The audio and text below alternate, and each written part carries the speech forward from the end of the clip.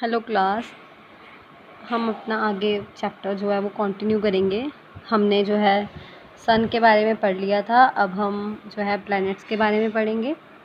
Some celestial bodies do not have their own heat and light. They are lit by the light of the stars. Such bodies called planets. Planets वो होते हैं जिनकी खुद की heat and light नहीं होती, वो अपनी लाइट जो है वो स्टार से लेते हैं। इनको हम प्लैनेट कहते हैं। ठीक है, ये प्लैनेट वर्ड जो है ग्रीक वर्ड से बना है, प्लैनेटाई, which means wonders. Planet is a large space object. जो प्लैनेट होते हैं वो बहुत बड़े बड़े ऑब्जेक्ट्स होते हैं जो कि सन के इर्द गिर्द जो हैं वो घूमते हैं।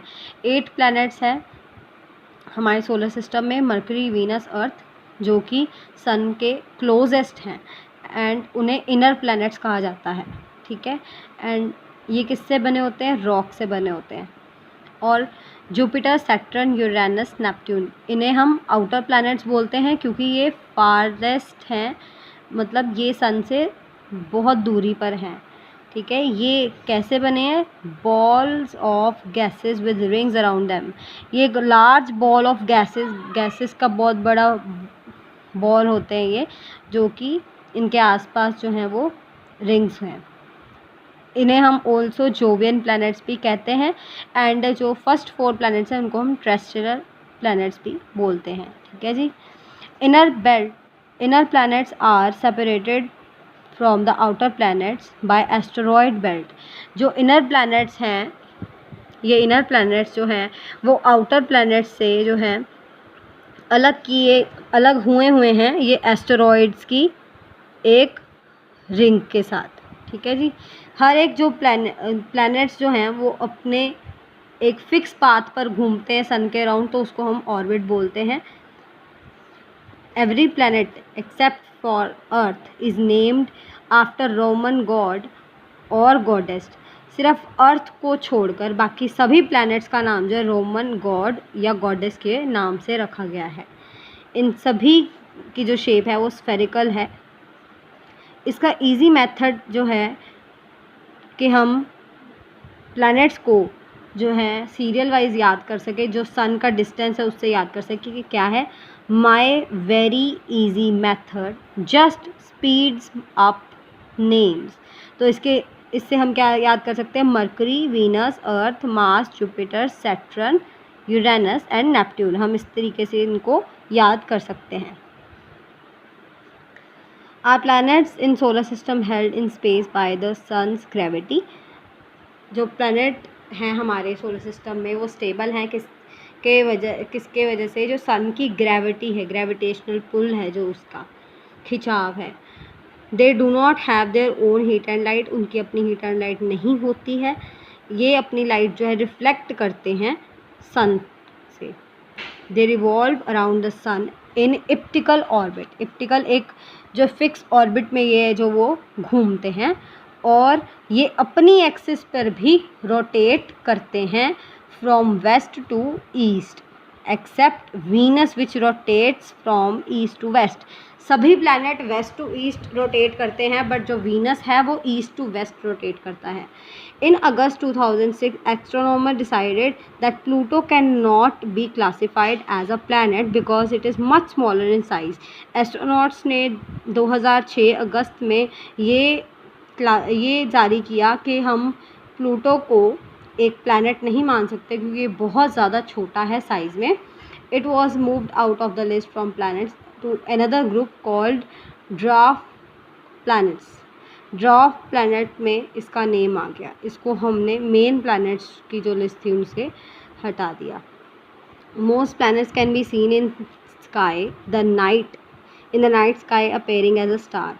बहुत से प्लैनेट्स को हम देख सकते हैं रात में एज अ स्टार की तरह। ईच planet take different time for rotation and revolution. हर एक प्लैनेट का अलग टाइम होता है रोटेशन का और रेवोल्यूशन का। रोटेशन वो होती है जो कि प्लैनेट अपनी ही जगह पर घूमते हैं। रेवोल्यूशन वो होती है जो कि सन के अराउंड पूरा एक चक्कर लगता है। ठीक है, नेक्स्ट इज़ अर्थ। अब हम अर्थ के बारे में पढ़ेंगे। 3rd प्लैनेट है जो कि सन के पास है। ये 5th लार्जेस्ट प्लैनेट है हमारे सोलर सिस्टम में। Earth is the only planet in the solar system which support life, जो कि लाइफ को सपोर्ट करता है, जहाँ पर लाइफ एग्जिस्ट करती है। यहाँ पर it has air and liquid water both of which are important for living things, जो कि लिविंग थिंग्स के लिए ज़रूरी है, हवा और पानी। ये दोनों चीज़ें जो हैं वो अर्थ में प्रेजेंट हैं। This is why the earth is a unique planet. Earth क्या है? एक यूनिक प्लैनेट है। Earth takes around 24 hours to complete one rotation. Earth अपनी ही जगह पर घूमने का, रोटेशन लेने का 24 आवर्स लेता है। जो एग्जैक्ट यहाँ पे है ये तो राउंड ऑफ है, एग्जैक्ट क्या है? 23 hours 56 minutes and 4 seconds. So it's about 24 hours. From outer space earth appears blue because outer space से, बाहरी स्पेस से जो अर्थ है वो ब्लू दिखता है। क्यों? क्योंकि इसमें 70% ऑफ द सरफेस जो है इसका वो पानी से कवर है, ठीक है, इसीलिए इसको हम ब्लू प्लैनेट जो है वो बोलते हैं। Most of the water is in the form of water bodies. ज़्यादा जो पानी है किसकी फॉर्म में जो है प्रेजेंट है? ओशियन, सी, लेक्स, रिवर और एंड अंडरग्राउंड वाटर में। सम ऑफ वाटर इज़ फ्रोज़न। ज़्यादा पानी वाटर बॉडी की फॉर्म में प्रेजेंट है, कुछ पानी जो है वो फ्रोज़न जो जमा हुआ as snow, ice, glaciers in the polar regions में मिलता है एंड हाई माउंटेन्स, ऊंचाइयों पर, ठीक है। Rest of water is found in the air. बाकी जो पानी बचा है वो एयर में हमें मिलता है, जैसे एज वाटर वेपर जो कि क्लाउड बनाते हैं, ठीक है। The land surface of the earth is made up of stone, rock and soil. जो अर्थ का सरफेस है वो किससे बना है? स्टोन, पत्थरों से, रॉक्स, पहाड़ों से और सॉइल, मिट्टी से। Surface has features like, surface किस तरीके का है? प्लेन भी है, माउंटेन्स भी हैं, उसमें वैलीज भी हैं, डेजर्ट भी है। The earth is not perfectly round. ये एक तरह पूरी प्रॉपर गोल नहीं है, ये अर्थ स्फेयर शेप में है, sphere. Which is slightly flatten at the poles. Poles मतलब ऊपर, टॉप एंड कॉर्नर में बिल्कुल थोड़ी सी फ्लैट है। सच शेप इज़ कॉल्ड गियोइड, ठीक है। नेक्स्ट हम जो है वो पढ़ेंगे मून के बारे में। मून अर्थ की जो है एक नेचुरल सैटेलाइट है। It is the only natural satellite of the earth. It appears big. क्यों बड़ा दिखता है? क्यों? ये क्योंकि सिर्फ 384,000 किलोमीटर्स दूरी पर है।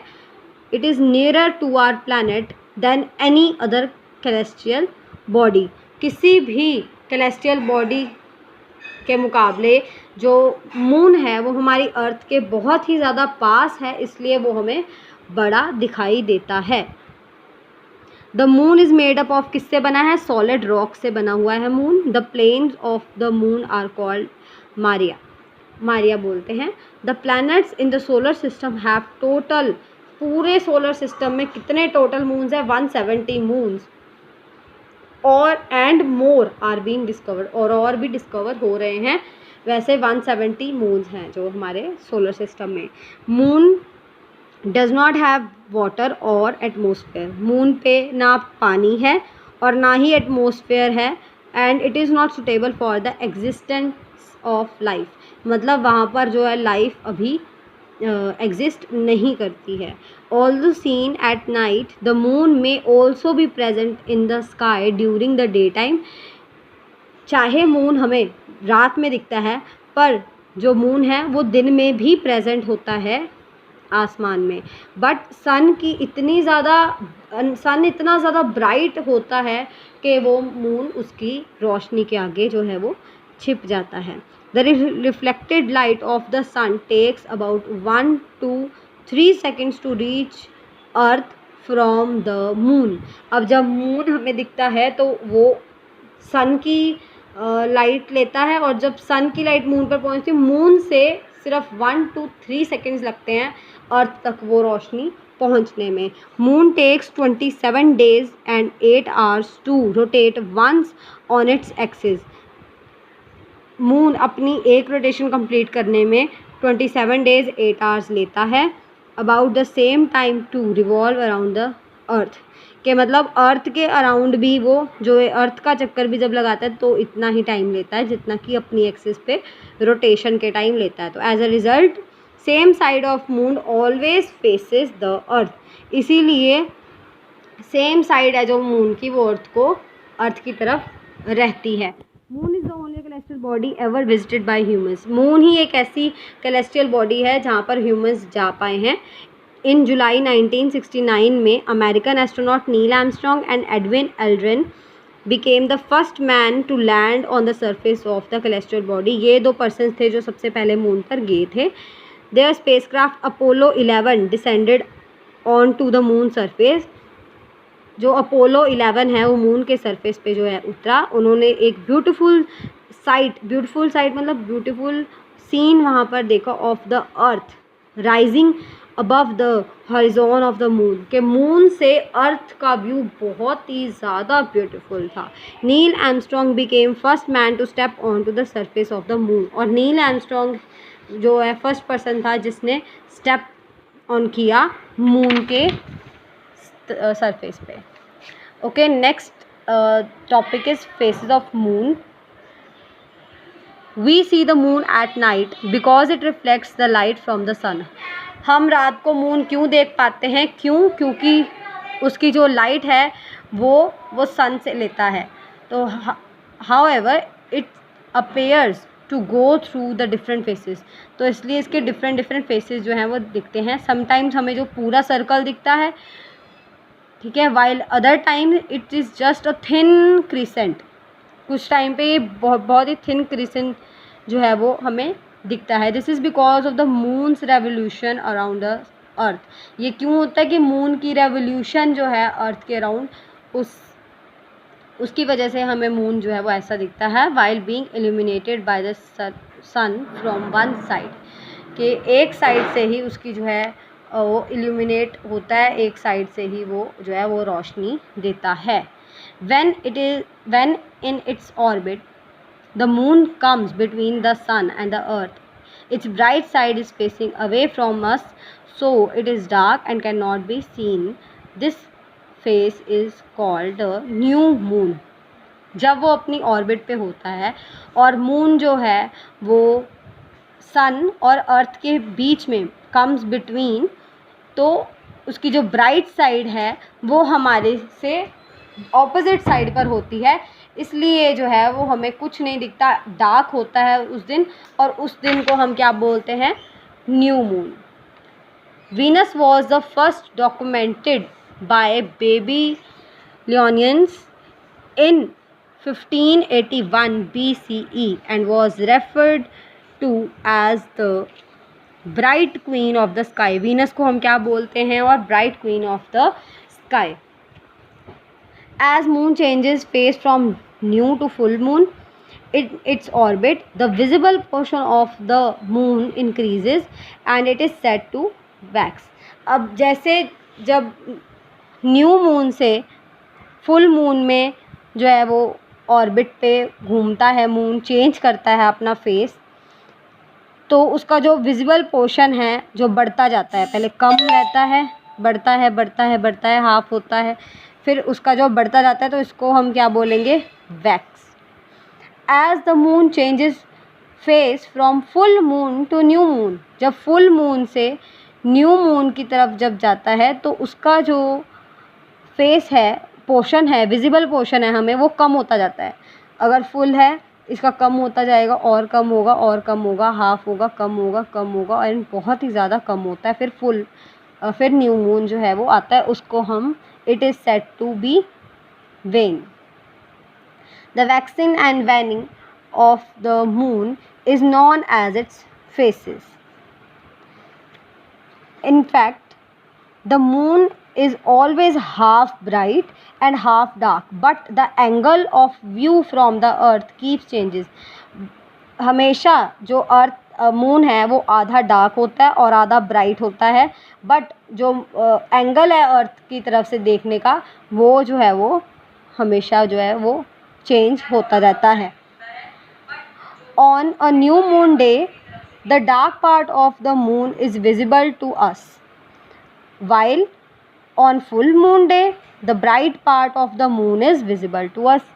अब क्या है, न्यू मून डे पे डार्क साइड हमें दिखती है एंड फुल मून डे पे हमें ब्राइट साइड जो है वो दिखती है मून की। ये थे हमारे फेसेस ऑफ द मून।